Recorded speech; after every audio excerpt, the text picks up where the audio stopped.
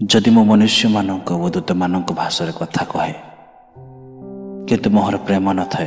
तेबे मो शब्दकार को घंटा किंबा झमझम शब्दकारी करताल स्वरूप होइछि।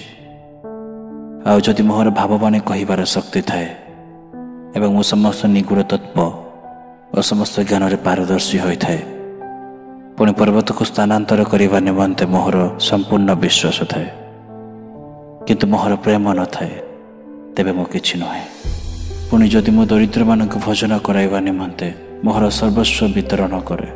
पुणी जदि मो मोहर शरीर को दग्ध हेबा निमंते समर्पण करे किंतु मोहर प्रेम न थाए तेबे मोहर किछि लाभ नाही। प्रेम दीर्घ सहिष्णु, प्रेम हितजनक, ईर्षा करे नाही, आत्मबड़िमा करे नाही, अहंकार करे नाही, अनुचित व्यवहार करे नाही, स्वार्थ चेष्टा करे नाही, विरक्त हुए नाही, अपकार स्मरण रे रखे नाही, अधर्म रे आनंद करे नाही किंतु सत्य रे आनंद करे, समस्त सह्य करे, समस्त विश्वास करे, समस्त भरोसा करे,